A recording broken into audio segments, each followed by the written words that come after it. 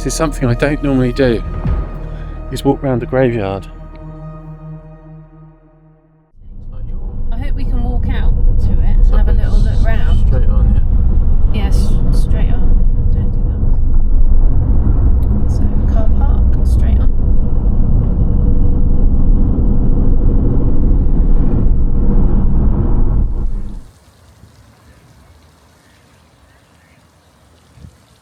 Hi everyone, welcome to another video where today you find me in Northumberland just for a couple of nights break in the Aston Martin, of course.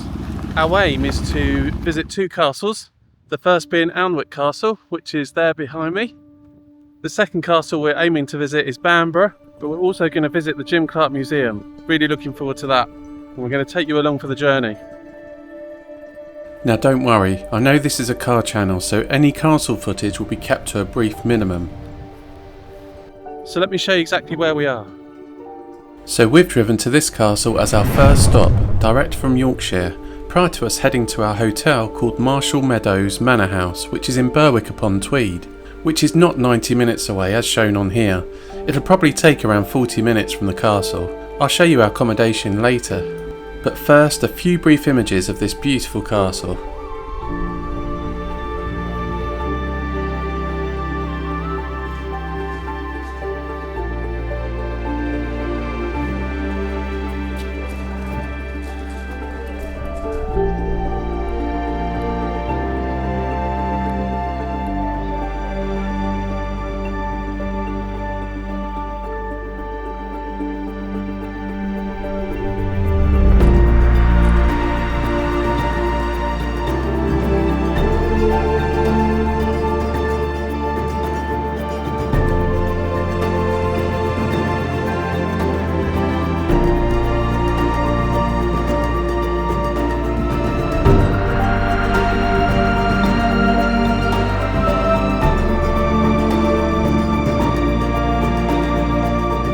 A number of films and programmes have been recorded in this castle, including Harry Potter, which is why there's this link with the broomsticks here being laid out.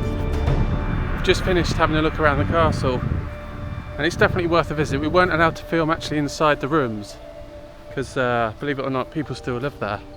The rooms were absolutely stunning, as can be seen here on the castle website. I'd recommend a visit. So we're just going to walk back to the car now, and we've got about half an hour, 40-minute drive to where we're staying for a couple of nights. We did have a briefer look around the town directly outside the castle prior to heading to our hotel. Most of the streets were lovely, surrounded by old houses and shops and restaurants. One thing about this Vantage is the boot space is a really good size for one or two people. Let me just show you. So here we've got plenty of luggage space. Ample space here for my solo trip across Europe that's coming up, where I'm going to end up in Austria in a few weeks' time. Got a large holder in here, small trolley case, and this shelf folds down to give you even more space. As I've left my glasses case in here. So this is also useful. I often lay jackets in there, and whilst we're here I just want to show you the mileage of the car, because I think during this trip we will hit, there we go, the mileage is at 19,687. So, bearing in mind, I bought this last August with 7,400 miles. I think we're going to hit we're going to hit 20,000 miles in this during this trip. And you guys are going to be with me. And I've loved every one of those 20,000 miles. In my opinion, 2019 was the peak year for engine noise, as in 2020 manufacturers had to make some changes to petrol particulate filter requirements as part of a broader shift towards stricter emission standards, which is why cars after 2019 sound some octanes quieter than this. I often get asked what exhaust I've put on this car, and when I explain it's stock direct from the factory, so many people are amazed.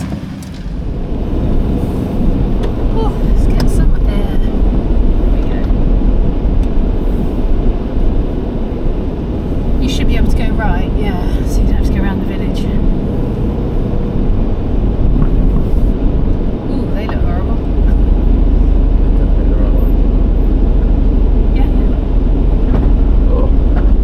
We were just referring to the black and yellow road spikes we have to drive over, which have the prongs sticking up, similar to the picture that I've just put up. Although I know I'm going the right way over them, I always take a deep breath when I drive over them, just in case something goes wrong.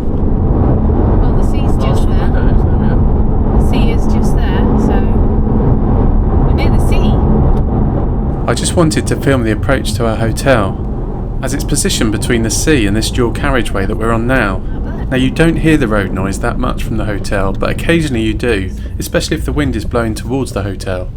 It's just something to bear in mind. You do drive down quite a long driveway away from the road, which I'll show you a bit now.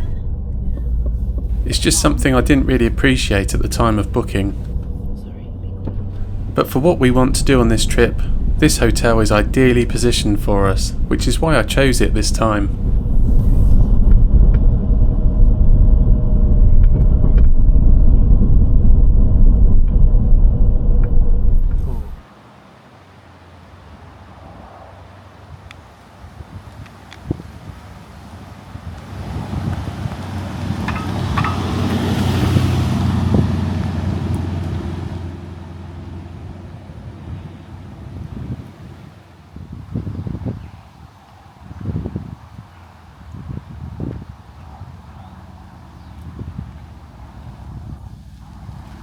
So as you've now seen, it's quite a long drive to get to the actual hotel, so that dual carriageway shouldn't bother us too much.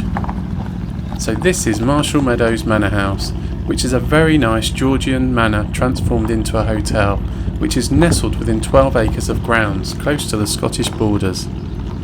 The manor house was first built in the 1780s, and they've named their award-winning restaurant, which I'll show you later, as Restaurant 1782, which harks back to the history of this place.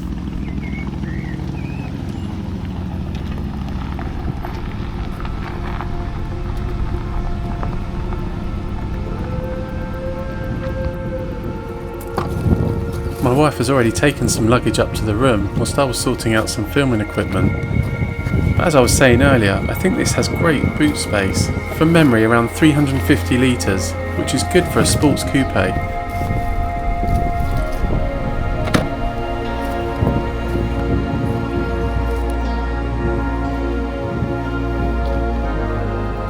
Let me just see if we can see the sea from the car park here.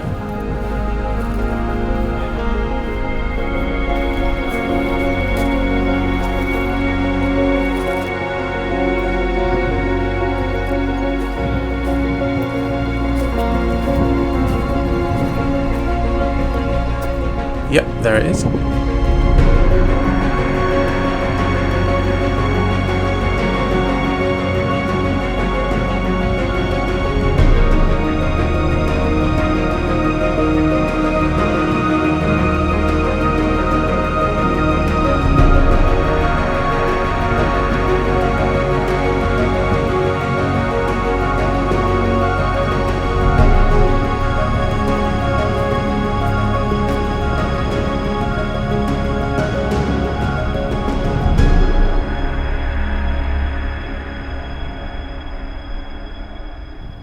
Right, let's walk into the hotel and I'll show you what our room looks like.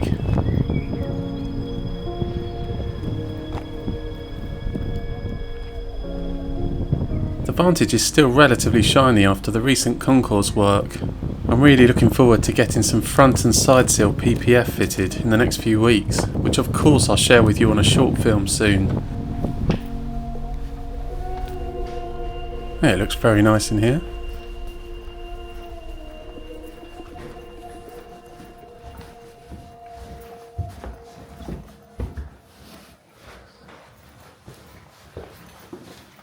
So our room is through here and up some stairs.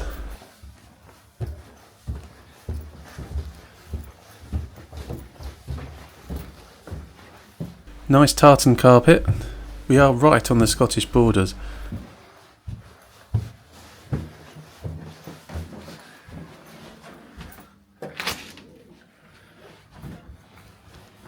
Surprising how big this manor house is. There's lots of rooms in here.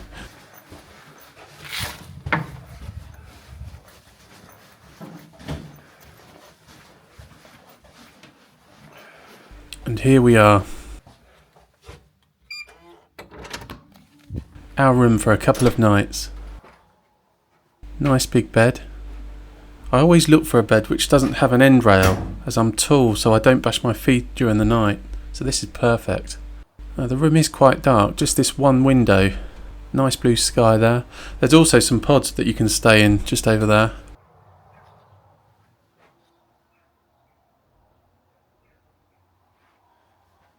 Dressing table and this unit with a television. And no bath with this room, just a large shower. Everything's clean and looks good, perfect for what we need.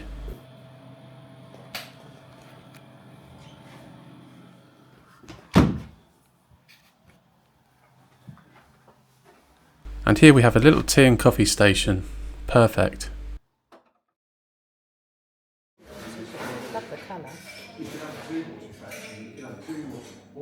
That evening we had a few drinks in the bar before heading to the restaurant, $7.82 for dinner.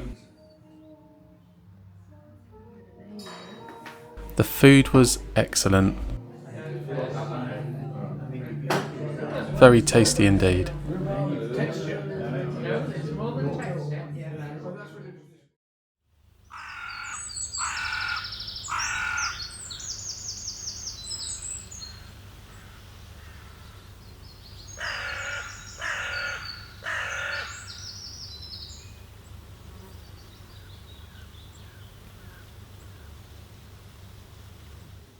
So all the typical stuff laid out so you can help yourself for breakfast.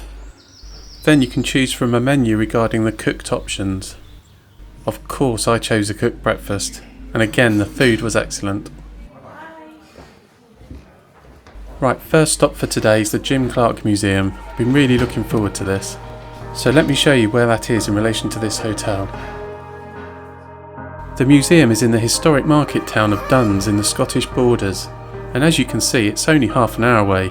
There are so many places to visit from this hotel.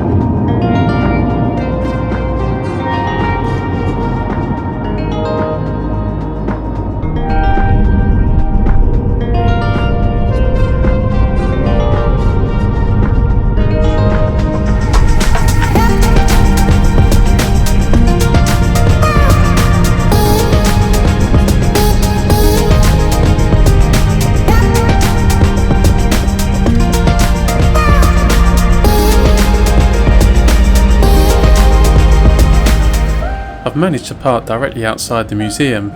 Now the museum isn't open all year round, so it's best to check the Jim Clark Museum website to ensure it's open when you plan your visit.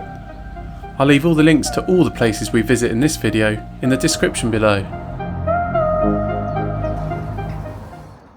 I'm only going to show you a few exhibits and talk around a couple of them, as I want to encourage you to visit and support this museum, but I hope I do enough to tease you into visiting and seeing what they have in here for yourself. Once you've purchased your ticket, you walk around this way, which takes you on the Jim Clark story. The story of Jim and the exhibits they have in here are amazing. Now I'm starting off with this checkered flag. It's the actual flag which waved Jim Clark to his victory in the Indianapolis 500 on the 31st of May 1965. He drove a Lotus 38 powered by a Ford V8 engine, becoming the first driver to win in a rear-engine car. His victory was also the first for a foreign driver since 1916. Amazing. Here we have the Order of the British Empire Medal, which was presented to Jim on the 12th of November 1964 for services to motor racing following his World Championship win in 1963. As we know, Jim Clark was tragically killed in a Formula 2 race in Hockenheim, Germany on Sunday the 7th of April 1968. Now movingly, this is thought to be the only surviving element of the last car driven by Jim Clark, after his fatal accident at Hockenheim.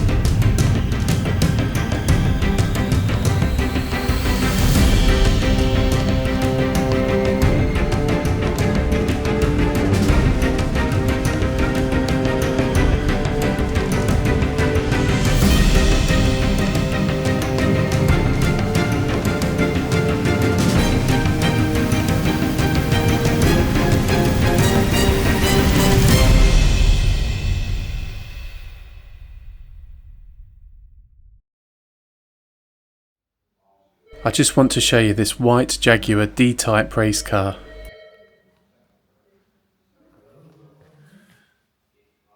As you can see from this sticker, it featured in the 2021 Goodwood Festival of Speed, but it's significant for another reason.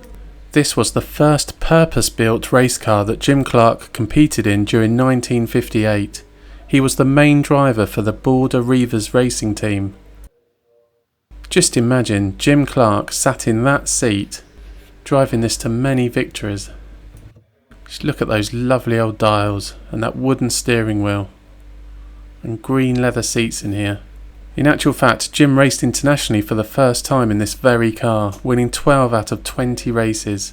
He also became the first driver to average 100 miles per hour in a British sports race at Full Sutton in Yorkshire in April 1958. And by now Jim had come to the attention of Colin Chapman of Team Lotus. So this is his first purpose-built racing car, and there in the background, in that evocative picture behind, is Jim in his very successful Lotus racing car. Now this iconic car is an example of the famous Lotus 38 type in which Jim Clark won the Indianapolis 500 in 1965. And finally to my left we have this lovely Lotus Cortina Mark I. This car was used by Jim in saloon car races throughout 1965. It features a number of upgrades on a standard Ford Cortina, including a BRM enhanced 140 brake horsepower engine, close ratio aluminium gearbox, coil springs on A-frame rear suspension and a repositioned 20-gallon fuel tank. Jim had a distinctive three-wheeled cornering style which quickly became a fan favourite. This car's finest hour was in April 1965 at Goodwood, whilst racing in the St Mary's Trophy where Jim raced to victory, beating Ford Mustangs, Galaxies and Mini Coopers. Seeing this and other cars of similar age thrashing it out during Goodwood revival races is why I go every year, and I'll be going again this September. This car's in a stunning condition. It's just amazing. Now there's a few items in the museum shop that you can purchase, from model cars associated with Jim Clark to books and some items of clothing.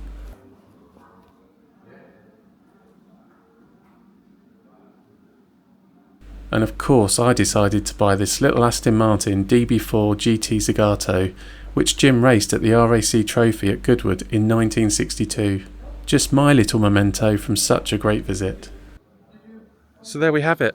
Just finished at the Jim Clark Museum, looking around, and what a place it is too. I definitely recommend a visit.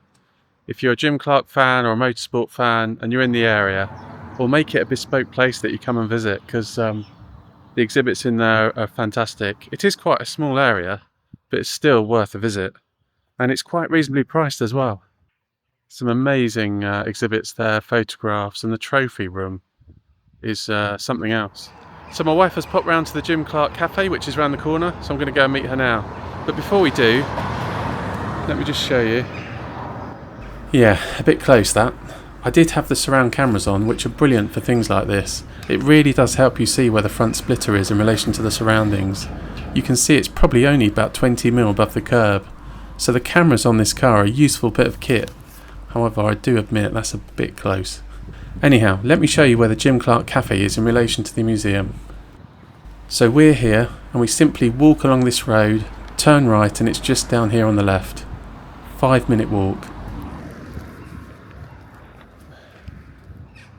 As I walk past 2 huge tractors, and it reminds me that Jim grew up on a farm here in the Scottish borders, at Eddington Mains Farm. He moved here with his family when he was only 6 years old, and remained a proud borderer for the rest of his life. He apparently loved his farming way of life. And here we have the Jim Clark Cafe. It even has Jim's blue helmet on the window and the lotus-coloured green and yellow tyre planters. And it's on the edge of this pretty town square. After a lovely cup of coffee and a chat with the locals, we made our way to a church, which wasn't in my original plan.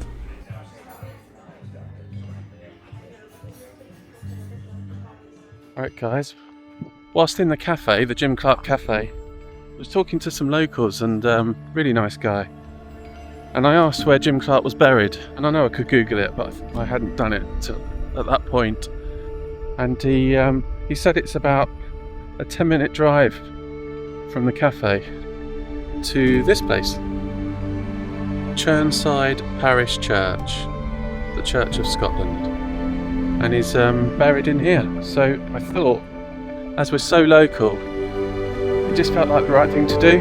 I'm not particularly religious, but I just want to come and see where Jim Clark was buried. So I thought I'd bring you along with me. You can see here it's only a short distance away, an 11-minute drive from the museum. So this is the entrance of the church. Let's go and see if we can find the grave of Jim Clark. There's the church just there.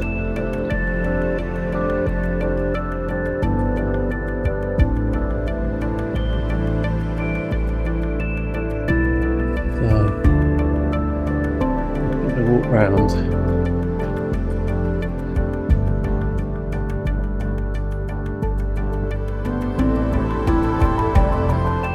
These look too old to me. I think we're going to look for somewhere recent over here somewhere. Oh dear. It is raining actually. Lovely old church.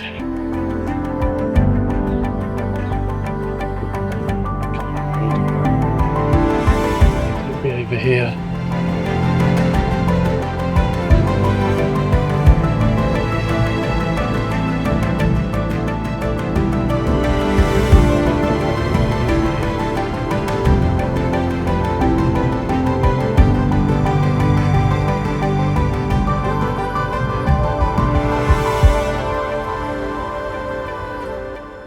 There it is.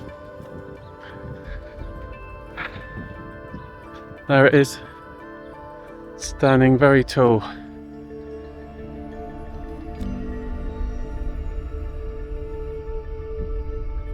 In loving memory of Jim Clark, born the 4th of the 3rd, 1936, died on the 7th of April, 1968. Farmer. World champion motor racing driver, 1963 and 65. Winner of 25 Grand Prix races, and the Indianapolis 500 winner, 1965.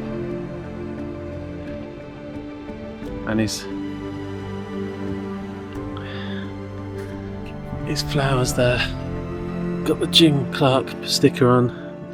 His beloved Border Collie. Little bit of Scotch whisky by the looks of it. Little bottle of Scotch whisky.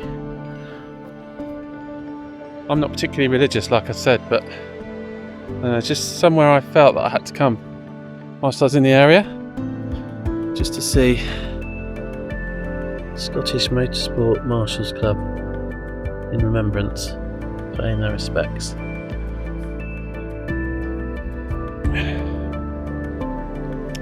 Wow, what a legend, what a history.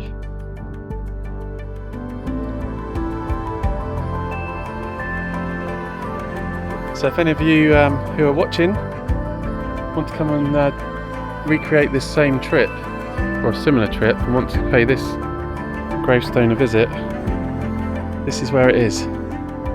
It's right by this far wall of the church, where the more recent tombstones are, right by this bench.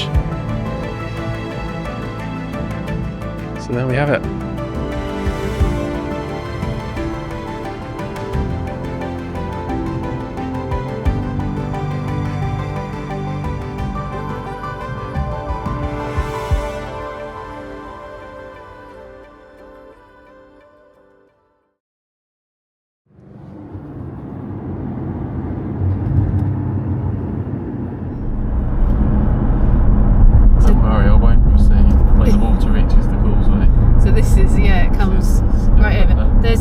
Oh my god. That people get in and their car gets completely submerged. Whilst in the area, we decided to drive over the Lindisfarne Causeway, which is a tidal island road connecting Holy Island to the Northumberland mainland. The road is submerged by the North Sea twice daily with the rising tide, rendering it impassable for periods of the day. And as you've seen from the photos, sometimes it does catch people out. The causeway is approximately 3 miles long and features this refuge box for those caught out by the tide. I wasn't planning on being caught out though. After a few photos, we made it back to the mainland and headed towards our final destination for this Northumberland road trip, Bamburgh Castle.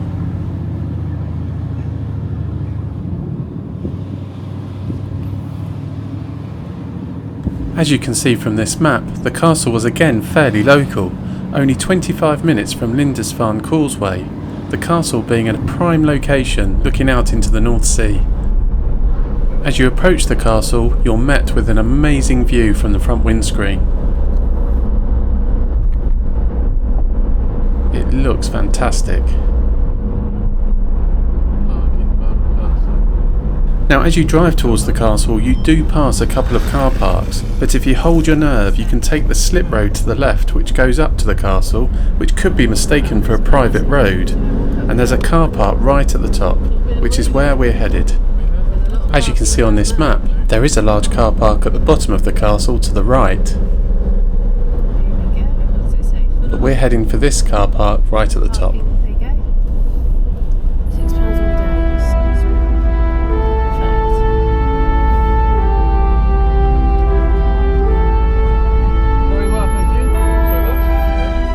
Now as I've said before, I appreciate this is a car channel, so a quick 60-second montage of the castle. After all, it is part of this Vantage road trip.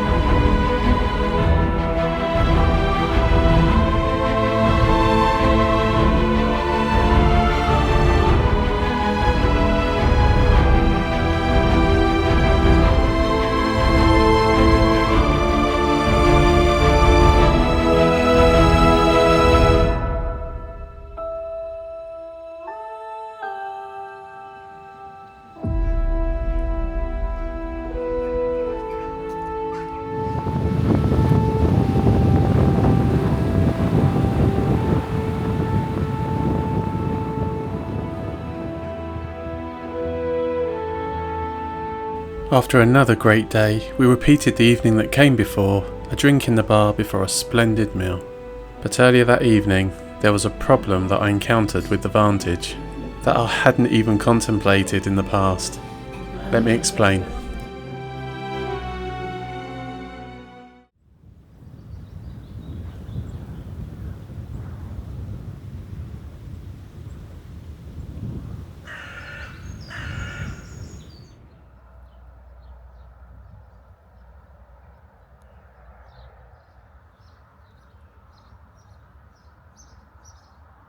Hi everyone.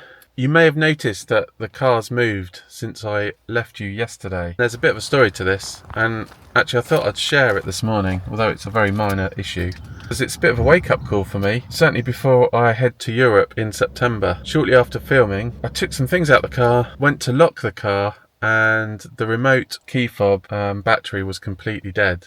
So I had no way of locking the car at all. And I haven't got a spare battery for the key fob with me, so it's then a bit of okay, what do we do? Insecure car. It just so happens there was an Argos about 10 minutes away from where the hotel was, and I checked online and they had some of the batteries that I needed in stock. We had an unscheduled short trip to Argos to secure some of these, the CR2032 batteries, and I fitted it there and then. In fact, I borrowed a very tiny little screwdriver to prise the old battery out and put the new one in. And we're back up and running again. But there's a lesson there for me, certainly when I go on road trips, and certainly when I go across Europe in September, that I'm going to be taking some spare batteries for my remote, because you never know when this is going to go dead. But yeah, no matter where I go now, I'm going to take some spare batteries and a tiny little screwdriver that can prise the battery out. Otherwise, a bit marooned. So I'm really happy about how it all turned out, and that there was a shop really close by that had these batteries in stock. Anyhow, enough of that, because it is a bit of a minor issue. The faux pas is completely my own for not even thinking about it. But just for those of you that don't think about it like me, take some spare batteries. Bit of a lesson learned, otherwise I would have been a bit marooned. Our stay at Marshall Meadows has come to an end, and it's been a really nice stay. Ideally situated for what we wanted to accomplish in this short break. But yeah, I hope you enjoyed that. If you did, please give it a thumbs up. Comments below, as always, are always welcome. And guys, if you haven't already, please consider subscribing, because there's plenty more videos to come. See you on the next one.